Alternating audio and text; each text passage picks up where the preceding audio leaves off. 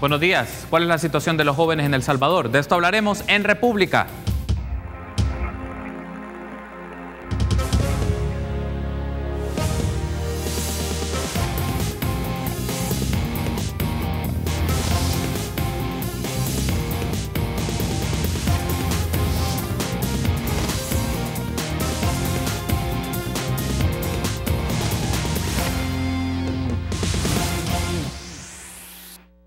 Muy buenos días, qué gusto que nos acompañe en una nueva emisión de República. Les saluda Carlos Monterrosa, es un agrado que esté conmigo temprano por la mañana de este viernes 21 de septiembre del año 2018 para hablar temas de la realidad de nuestro país. Y hoy lo vamos a dedicar para hablar de los jóvenes, cuál es su situación, qué enfrentan, qué es resiliencia, qué es el bono demográfico. Vamos a hablar un poco sobre esto en función del más reciente informe de desarrollo humano El Salvador 2018, publicado por el PNUD y lo han titulado Soy joven y ahora qué. Es un gusto para mí recibir a Rafael Pleites, representante residente auxiliar del PNUD en El Salvador. Buenos días, Rafael, bienvenido a República.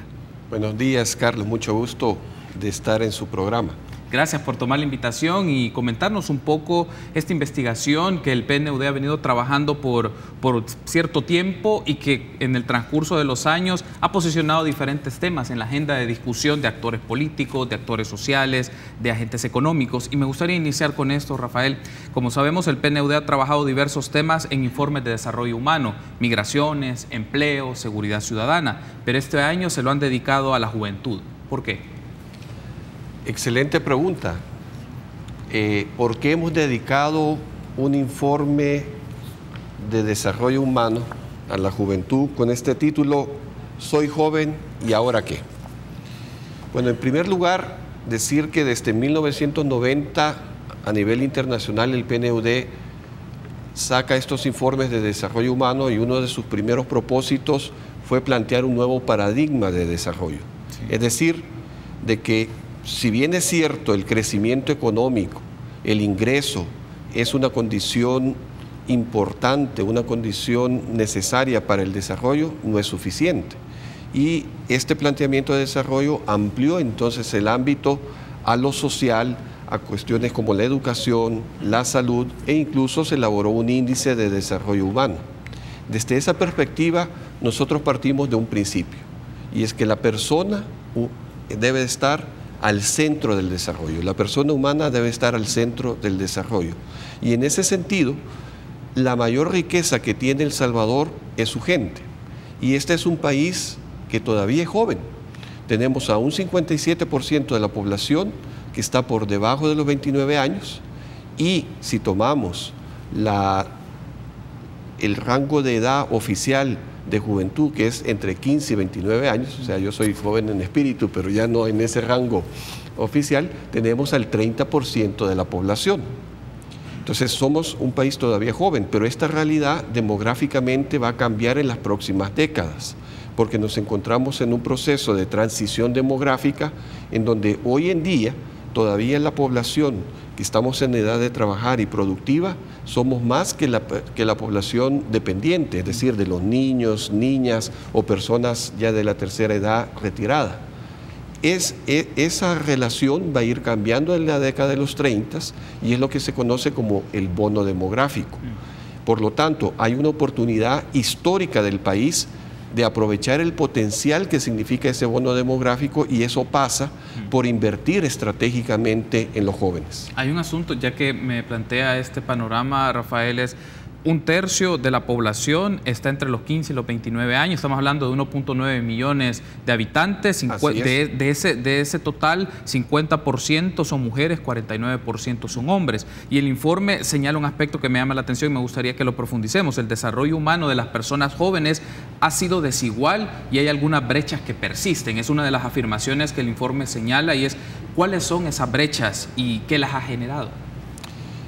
Bueno, en primer lugar, debemos de partir de que el país ha tenido desde 1990 al 2017, medido por el Índice de Desarrollo Humano, que mide ingreso, componentes de educación como escolaridad promedio y esperanza de vida, ha tenido un salto de un incremento de 27% en el Índice de Desarrollo Humano del 90 al 2017, un poco mayor que el promedio mundial que fue del 21%. Entonces, El Salvador ha tenido ese salto. Sin embargo, en los últimos años se ha venido desacelerando el progreso en desarrollo humano y de ahí nuestra primera idea de que es necesario acelerar este proceso.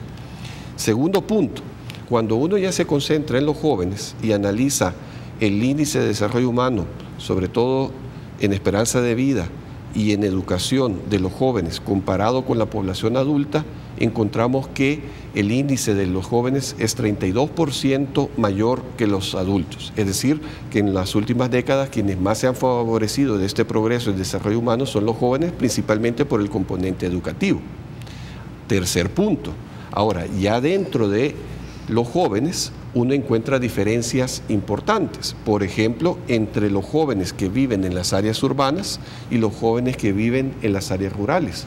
El índice de desarrollo humano de los jóvenes rurales es 5.5% menor que el de las áreas urbanas, y esto ya nos comienza a dar una pista de que existen brechas. Más importante aún, el informe enfatiza que si queremos avanzar aceleradamente para que el país dé este salto en desarrollo humano, tenemos que enfocarnos en aquellos grupos de jóvenes más vulnerables o que se están quedando atrás en este camino del desarrollo. Y podemos luego ahondar en quiénes son. Y hacía justamente esta pregunta de las brechas porque una de las significativas es la que usted mencionaba entre jóvenes que están en lo urbano, en las actividades urbanas, y los jóvenes que están en lo rural. Pero ¿en qué otras expresiones se ven estas asimetrías, estas diferencias? Digamos, no solo es por la falta de acceso a ciertos servicios, la educación y condiciones de vida, también dentro de los jóvenes a nivel urbano puede ser también qué marca estas desigualdades o qué marca estas diferencias. Hay diferencias de género también. Diferencias de género, de hecho, uno de los grupos que hemos identificado que requiere especial atención son mujeres que no estudian y realizan trabajo de cuidado doméstico que la sociedad no reconocemos. Entonces, aquí entra un punto muy importante. Se ha manejado de que El Salvador tiene un 28% de jóvenes que no estudian ni trabajan, pero la percepción que tiene la población es que cuando se habla de estos jóvenes son hombres quizás vagos, que no hacen nada, pero cuando uno va a ver dentro de esa estadística, encuentra que el 77% de ellos son mujeres y que la mayoría de estas mujeres dedican muchas horas al trabajo de cuidado doméstico. De hecho, si tomamos solo la población de mujeres entre 16 y 24 años, que es la edad de todavía estar estudiando, en promedio le dedican 35 horas al trabajo de cuidado doméstico. Entonces, aquí hay una desigualdad en el sentido de que la responsabilidad de estas tareas de cuidado están muy enfocadas o bajo las espaldas, por decirlo así, de las mujeres, y llamamos en ese sentido a que tenemos que tener un cambio cultural, de tener una corresponsabilidad en estas tareas de cuidado, y más importante también la necesidad que tiene el país de profesionalizar estas tareas de cuidado. Pongo dos ejemplos. Cuán importante es que los niños y niñas en sus primeros 3 años tengan atenciones de cuidado oportunas, de calidad, para potenciar su desarrollo. Y cada vez va a ser más importante también por la transición demográfica que hablaba al inicio, que va a ir aumentando la población en vejez, el cuidado también de esa población. En el siguiente bloque me gustaría, Rafael, que hablemos un poco sobre el bono demográfico como tal y otro de los apartados que es la resiliencia y unas características porque tienen un índice para medir esto que fue parte de una encuesta que hizo un par de años atrás el PNUD. Pero antes, Rafael, le consulto lo siguiente. ¿Usted considera que estas brechas que me describe de género, estas brechas que existen a nivel laboral, de oportunidades, de acceso a servicios y condiciones de vida, qué las ha marcado? Yo pongo una idea, usted me dirá si no es así. El modelo con el cual se ha gestionado las actividades económicas en el país y la falta de políticas más concretas hacia los jóvenes son como variables que determinan que los jóvenes se encuentren en la situación en la que se encuentran en este momento en El Salvador. De las dos que hemos hablado, que son estas diferencias entre jóvenes urbanos y rurales y de género, son cuestiones estructurales de la sociedad. Tenemos este desarrollo desigual entre lo urbano y lo rural. Todos somos testigos de la concentración de la actividad económica prácticamente en el área metropolitana de San Salvador, y la cuestión de género responde a patrones culturales que están muy arraigados. Entonces sí son cuestiones estructurales y por eso hay un llamado dentro del informe que para asumir la agenda que proponemos, porque hay propuestas de políticas públicas, es un compromiso que requiere la participación de todos. No es simplemente una responsabilidad del gobierno, que obviamente tiene una responsabilidad importante, pero también es de la familia, del sector privado, de todos, de asumir una nueva perspectiva para poder abordar estos temas de la juventud. Debemos hacer una pausa, pero me gustaría que sigamos discutiendo las características de los jóvenes, de la resiliencia y el bono demográfico. Una pausa, regresamos.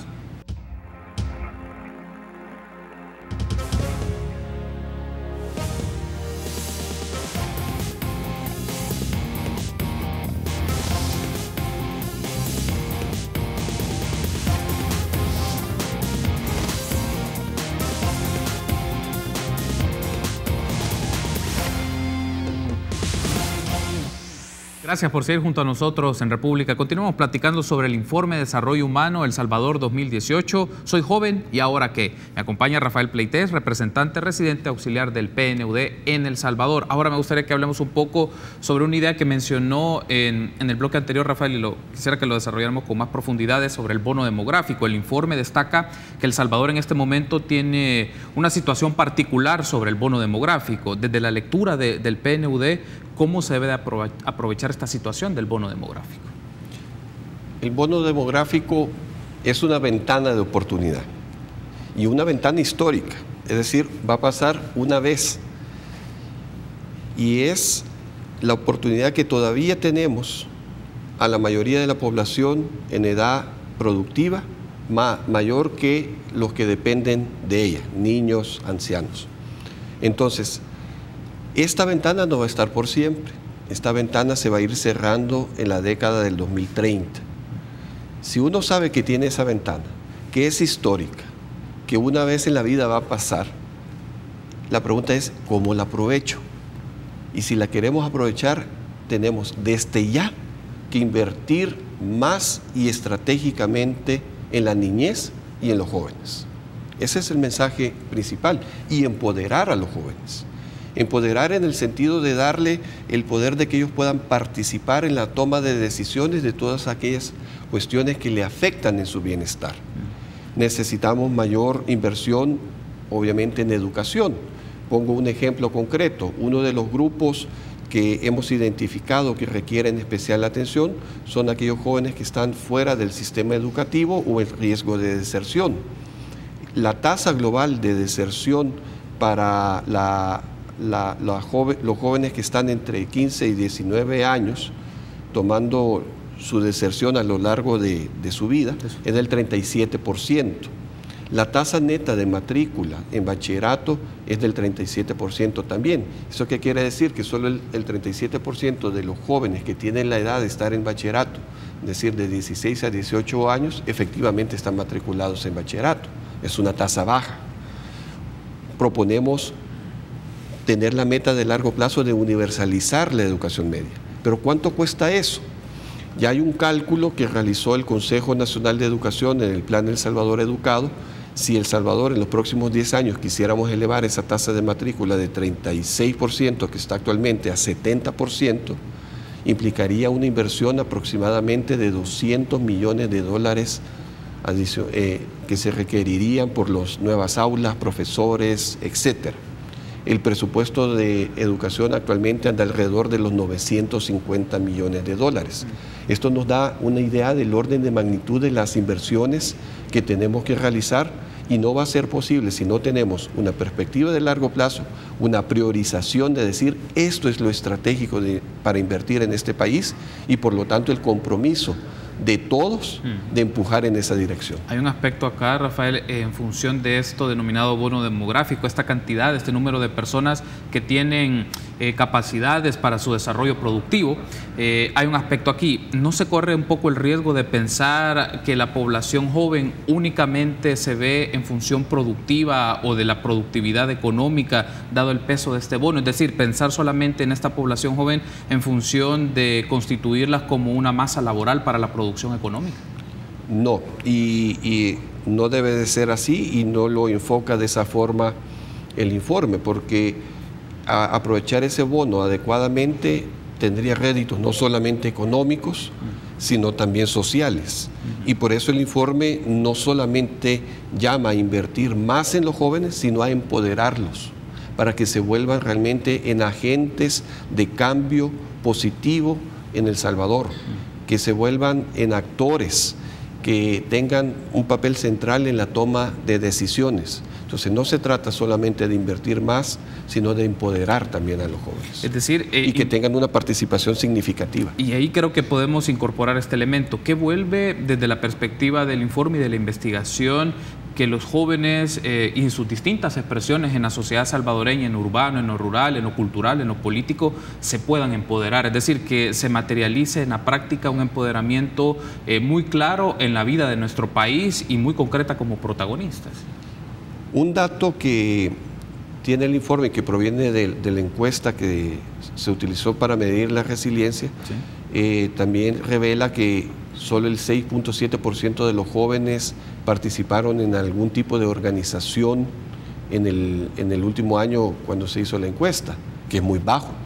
Entonces, obviamente hay una necesidad de potenciar la participación de los jóvenes y hay diferentes formas de hacerlo. Claro, eso es parte, tarea de los jóvenes, pero no solo de ellos. Por eso es que hablamos también de la necesidad de un pacto intergeneracional, sí, para poder ir abriendo estos espacios y dar esos espacios para que los jóvenes puedan participar, y repito, de forma significativa, no simplemente nominalmente, sino que realmente tengan esa capacidad de tomar decisiones. Ahora, incorporemos, ya que ha mencionado sobre la encuesta de resiliencia juvenil que hizo el PNUD en el año 2016 y constituye como una base de evidencia, de información para el desarrollo de los aspectos que se presenta en el informe. Rafael, hay un aspecto aquí, una afirmación que me llama mucho la atención y es muy provocadora. El informe menciona: la juventud salvadoreña tiene capacidades para enfrentar y sobreponerse a las adversidades. ¿Por qué pasa esto? Ese es uno de los aportes más grandes que tiene el informe, este hallazgo de la resiliencia que tienen los jóvenes. Entendemos por resiliencia la capacidad que tiene la persona de lidiar con problemas y adversidades y salir adelante sin haber comprometido de raíz su potencial de desarrollo. Pero primero apuntar a una cuestión. Partimos de constatar una realidad, un contexto que es bastante difícil para los jóvenes, particularmente en la violencia. La dinámica de violencia del país es un obstáculo para el desarrollo de los jóvenes. Ellos son los principales víctimas, aunque también tienen una participación importante como victimarios. Hay una estigmatización sobre los jóvenes muy fuertes también. En la encuesta, cuando se le preguntaba a la gente con qué asocia la palabra joven, salía con vagancia, pandilla, violencia. Tenemos datos duros como, por ejemplo, que analizando los homicidios de los últimos 10 años, 2007-2017, la tasa de homicidio de los jóvenes es 53% más alta que la de los adultos. Tenemos una epidemia de violencia feminicida, tenemos también un grave problema de agresiones sexuales, donde las mujeres jóvenes son las principales víctimas. Es decir, tenemos un contexto bastante adverso, pero frente a ese contexto, al hacer esta primera aproximación de medición de resiliencia, para lo cual ocupamos una escala que tiene valores 1 menos resiliente, 5 más resiliente, sí, el promedio de resiliencia salió de 4.37.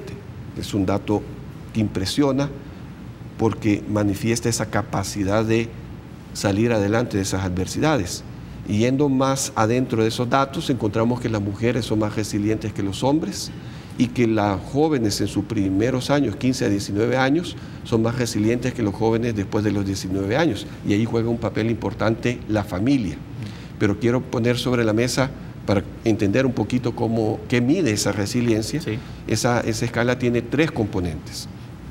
Tiene un componente que tiene que ver con las capacidades individuales de la persona, su capacidad de responsabilidad, de ayudar a los demás, de valorarse.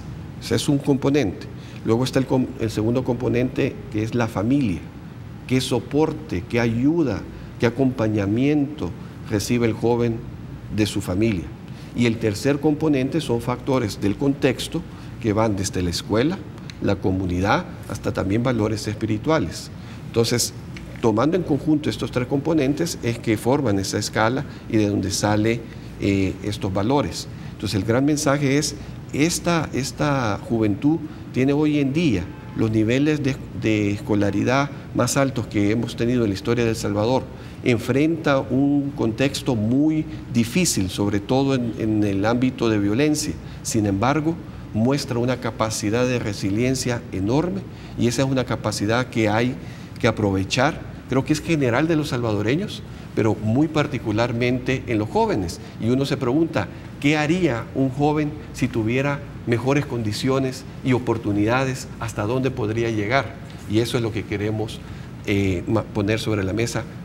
Hay esa capacidad, tenemos que cambiar la perspectiva, tenemos que ser conscientes que hay una estigmatización de los jóvenes que tenemos que cambiar como sociedad. Antes de irme a la pausa, Rafael, le consulto esto. Es una capacidad, se menciona la resiliencia, capacidad para enfrentar y sobreponerse a las adversidades, distinto tipo de adversidades. Y un aspecto que me llama mucho la atención es ¿qué marca que estos jóvenes, en función de sus aspectos individuales, su relación con su familia o los factores del contexto que usted mencionaba, a pesar de eso, todavía asumen un rol o pueden enfrentarse a estos problemas que este país ofrece y que en algún contexto se podrían hasta agravar un poco más? ¿Qué lo hace? ¿Qué le vuelve a los jóvenes tan resilientes?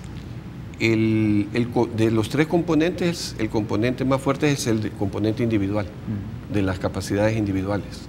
Hay una cuestión ahí intrínseca muy importante. Obviamente, el apoyo de la familia es clave y aquí hay un dato preocupante. Otro de los grupos que hemos identificado como más vulnerables y que requieren especial atención son jóvenes en condiciones de riesgo por la violencia.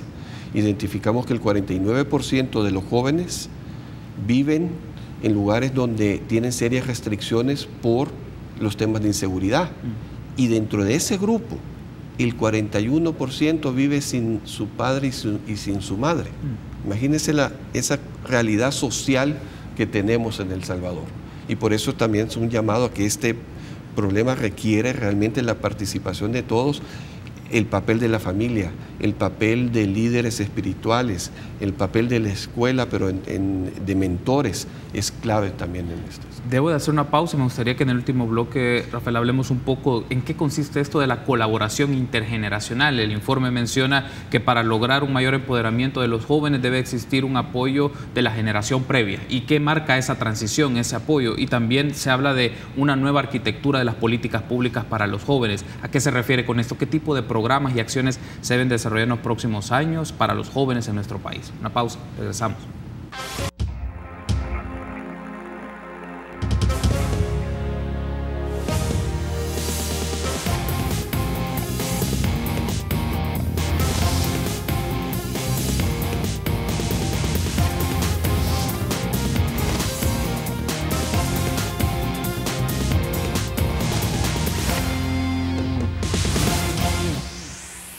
Gracias por ser junto a nosotros en República. Continuamos platicando con Rafael Pleites del PNUD sobre el último informe de desarrollo humano dedicado a los jóvenes que ha elaborado el Programa de las Naciones Unidas para el Desarrollo. Ahora, hay otro aspecto, Rafael, que me gustaría que ampliemos un poco en esta última bloque de la entrevista, de la primera parte de República. Se menciona que el empoderamiento de la juventud requiere colaboración intergeneracional para que la participación de estos sea significativa en los ámbitos sociales, políticos y económicos. Pero si lo buscamos o lo tratamos de llevar a lo concreto, ¿qué implica o qué significa la colaboración intergeneracional? Lo voy a ejemplificar en una dimensión, la fiscal. Todos sabemos que la situación fiscal del país, los espacios que tiene las finanzas públicas para dedicar más recursos a temas de desarrollo, por ejemplo, de inversión en la niñez y en la juventud, son limitados. Sabemos que hoy los presupuestos requieren de aprobación de deuda, por ejemplo, para poderse financiar, lo cual significa una mayoría calificada. Claro, ¿quiénes toman esa decisión? ¿Quiénes levantan la mano para aprobar ese endeudamiento? bueno, son los diputados y la mayoría de ellos pues son ya personas adultas. La idea acá es la siguiente: el niño y la niña o los jóvenes, sobre todo en sus primeras etapas, ellos tienen consecuencias de las decisiones que toman los adultos. Si el adulto toma una decisión de que para salir adelante el día de hoy me voy a endeudar, ¿quién va a pagar esa deuda? Es ese que es hoy niño y que es joven. Entonces, lo que uno se preguntaría, bueno, si me está poniendo una carga que en el futuro voy a tener que cargar, ¿sobre qué me estoy endeudando? Por lo menos solicitar que la deuda vaya para cuestiones que son inversiones estratégicas, en este caso de las capacidades de los niños y las niñas y de los jóvenes. Ahí es donde necesitamos un pacto intergeneracional, es decir, que pensemos en estas generaciones que van a tener ese mayor compromiso, pero entonces tenemos que ser responsables e invertir en lo que es estratégicamente para desarrollar sus capacidades. ¿Y usted considera actualmente, Rafael, por la experiencia en investigación, el acercamiento que tiene el PNUD en diferentes actores de la vida política, económica, cultural, que quienes toman decisiones en lo político, en lo económico, en lo social, están pensando en un pacto intergeneracional? Es decir, ellos actúan o están promoviendo de políticas o programas o proyectos en función de los más jóvenes, los que asumirán la responsabilidad o ya están asumiendo en algunos casos la responsabilidad en este país. Lo que vemos y en general es que en El Salvador casi no tenemos un espacio de pensar nuestro desarrollo a mediano y largo plazo. Hay mucha concentración en el corto plazo y el desarrollo no se puede prever ni planificar si estamos solamente viendo el día de hoy y el corto plazo. Entonces, esta es una invitación. Políticas de este tipo requieren tener una mirada de mediano y largo plazo. Y esto aprovecho para decir que el informe está muy en línea y en coordinación con la Agenda de Desarrollo Sostenible 2030, que es la agenda que fue firmada por todos los Estados miembros de Naciones Unidas, que va a cumplir 3 años el 25 de septiembre, y que una de las virtudes de esa agenda es invitar a tener una perspectiva de desarrollo integral de largo plazo. Entonces, tenemos que cambiar, tenemos que pensar a dónde queremos proyectar a El Salvador de aquí a 10, 15, 20 años, y con base en eso identificar cuáles son las prioridades y consecuentemente invertir sistemáticamente en ellas. Ese es el llamado que hace el informe. Ahora, el informe también habla de que se debe configurar una nueva arquitectura de las políticas públicas para la juventud. Si pensamos en escenarios, por ejemplo, al mediano y largo plazo, ¿cuáles constituyen las prioridades de políticas públicas para la juventud? Y si le puedo incorporar esto, que también la diseñen y la implementen jóvenes en función de su situación particular. En realidad, las políticas públicas sobre los jóvenes es un fenómeno reciente, considerar a los jóvenes como un sujeto de política pública. En nuestro país tiene pocos años, por ejemplo, de haber entrado en vigencia la Ley de la Juventud y una institucionalidad. Hay que construir sobre lo que se ha avanzado, pero el llamado es: necesitamos una nueva arquitectura de políticas públicas. ¿Y qué quiere decir eso? En primer lugar, tenemos que tener una mirada más integral, más multidimensional. No podemos tratar estas problemáticas, por ejemplo, la de la deserción escolar, como que es un problema solamente educativo, sino que tiene cuestiones que interactúan con cuestiones sociales, de la violencia, y tenemos que dar una respuesta integral. Segundo, tiene que enfocarse en aquellos grupos más vulnerables que se están quedando atrás en el camino del desarrollo y priorizar también territorios. Por eso es que el informe ha identificado 5 grupos a quienes hay que darle especial atención. 1, jóvenes fuera del sistema educativo y en riesgo de deserción escolar. 2, jóvenes en proceso de inserción al mercado laboral. 3, los jóvenes rurales. 4, mujeres que no estudian y realizan trabajos de cuidado. Y 5, los jóvenes en condiciones de riesgo por la violencia. Por eso, nuestra propuesta se enfoca en 5 áreas, que para resumirlo puede quedarse 4 E's y una C. Las 4 E's son educación, empleo, empoderamiento y tenemos lo de convivencia y paz. Entonces, en esas áreas tenemos que entrar ya con medidas concretas. Por ejemplo, equidad es la otra, muy importante en el tema de hombres y mujeres.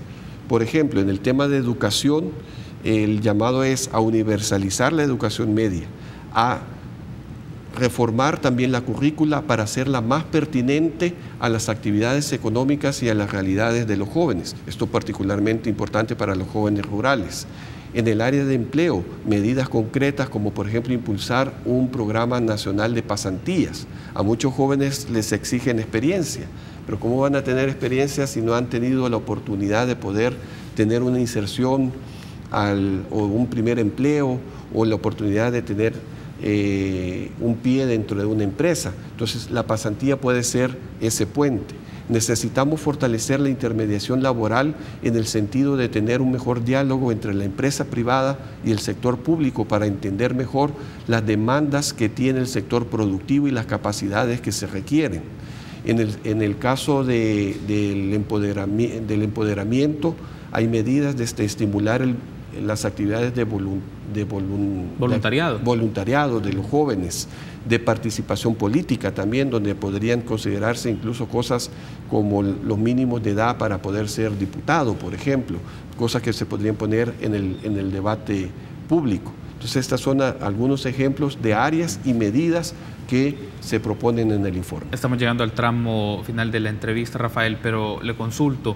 En función de las propuestas del informe, de los áreas o de los 5 ejes de política pública en la cual se va a intervenir y la lectura que hace, ¿cómo evalúa o cómo considera el PNUD el trabajo o las políticas que actualmente está desarrollando el gobierno? ¿Pueden tener compatibilidad lo que está haciendo actualmente el gobierno en materia de jóvenes y sus políticas públicas con lo que el informe está proponiendo? Lo digo por esto, el próximo año hay cambio, claro. Entonces, ¿qué tanto se puede generar esas transiciones? Cambio en la gestión gubernamental me refiero. Entonces, ¿qué puede marcar esas transiciones si puede existir consecuencia o relación entre lo que viene trabajando el gobierno actualmente, lo que el informe propone y también lo que se requiere para este país? El informe lo que propone es que debemos de construir sobre lo que ya tenemos, fortalecerlo, y por eso otra característica de la nueva arquitectura de políticas públicas es fortalecer el monitoreo y la evaluación de las políticas públicas para saber